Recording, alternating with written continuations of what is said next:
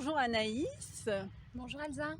Donc tu es consultante en solutions durables C'est et ça. tu vas nous expliquer en quoi ça consiste. Oui, alors du coup je suis consultante indépendante en solutions durables, autant pour les entreprises que pour les collectivités et les associations. Donc en fait mon métier c'est de conseiller et d'accompagner les structures dans leur démarche de transition écologique, voilà, sur toutes les étapes de leur démarche développement durable. D'accord. Et qu'est-ce qui t'a donné envie de te diriger dans ce domaine? Alors c'est par pure vocation. Voilà, j'ai commencé mon parcours au départ, je suis sortie d'un bac scientifique et puis j'ai fait un parcours dans les langues étrangères appliquées. Donc rien à voir, mais voilà, j'avais très envie de voyager en fait et de faire un métier en rapport avec l'international. D'où mon intérêt pour les langues. Et entre-temps, en fait, grâce à des stages que j'ai pu réaliser, je me suis rendu compte qu'il y avait une réelle urgence et que j'avais un réel intérêt pour tous les sujets liés à l'environnement. Et voilà, et j'avais vraiment envie de faire de mon activité en fait une contribution pour améliorer oui, notre impact en fait sur l'environnement. D'accord.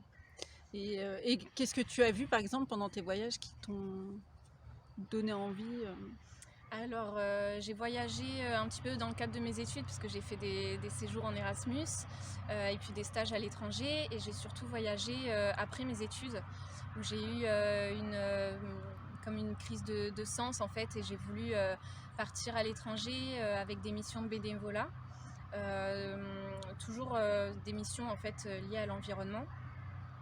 Et c'est là que je me suis retrouvée par exemple à travailler dans des auberges de jeunesse ou à créer des projets pédagogiques dans une école au Népal sur notamment les effets de la mondialisation sur l'environnement.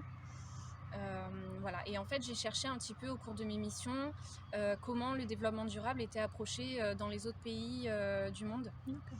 Donc voilà, et c'est cette expérience en fait qui m'a donné envie après de vraiment d'en faire mon métier ici en France en tout cas. D'accord. Et du coup pour partir, ça va, t'avais pas trop peur? Partir toute seule? Peur, c'est pas ce qui m'est venu. En fait, pour moi, c'était un désir, enfin, un rêve tellement ancré que pour moi, c'était vraiment une nécessité. D'accord. Et la peur, oui, je l'ai eue vraiment sur les derniers jours avant de partir, le stress du départ, mais voilà, je savais que c'était important pour moi de le faire et du coup, voilà, la peur, elle s'est fait ressentir un petit peu, mais c'était plutôt une expérience hyper riche et voilà, j'en garde quelque chose d'extrêmement positif. Qu'est-ce qui t'a donné envie de te mettre à ton compte? Alors, en fait, au départ, je cherchais plutôt à travailler sous forme de contrat en entreprise. Et je me suis rendu compte que c'était un secteur qui était... alors, on parlait déjà de secteur d'avenir, enfin, des métiers d'avenir en tout cas.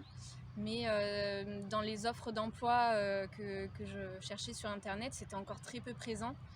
Tous les métiers en rapport avec le développement durable, c'était encore vraiment très timide. Et, euh, et moi, je savais que je voulais faire ce métier-là et rien d'autre, que je voulais vraiment avoir ce lien avec le développement durable dans mon métier. Donc j'ai eu quand même beaucoup de mal à trouver en fait un métier qui me correspondait grâce à cette recherche d'emploi. Et donc en fait j'ai décidé de créer tout simplement mon métier et de créer ma place en tant qu'indépendante. Et au moins voilà, ça me permet euh, de sortir de ma zone de confort et de faire vraiment ce que j'aime. Mais quel type de mission par exemple? Alors jusqu'à maintenant j'ai réalisé des missions plus des audits. Donc en fait je suis intervenue déjà dans 3 entreprises différentes. Une conserverie alimentaire mais qui est en projet, donc qui n'est pas encore créée. Un média indépendant en ligne et un camping ici dans la région centre. Et je suis intervenue donc sur ces 3 structures pour réaliser un état des lieux en fait, voilà, de leurs bonnes pratiques sur le sujet de l'environnement. Et je leur ai proposé donc des préconisations pour pouvoir s'améliorer. Et je les ai aidés pour définir ensemble un plan d'action.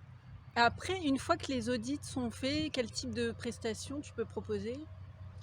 Alors une fois que du coup cette première étape est faite d'audit et de plan d'action, soit l'entreprise décide de mettre en œuvre elle-même le plan d'action, soit elle décide de se faire aider. Et là donc j'interviens aussi pour l'accompagner en fait dans la mise en œuvre du plan d'action. Mais je peux proposer aussi plein de services comme la sensibilisation des salariés, tout ce qui est voilà, rédaction d'une charte environnementale, recherche de fournisseurs et de partenaires justement en accord avec les actions qui ont été définies. Et puis ensuite, la troisième étape, ça va être de valoriser en fait toutes ces actions grâce à un écolabel, une certification. Donc voilà, je vais aider déjà l'entreprise ou l'organisme à choisir l'écolabel le plus adapté.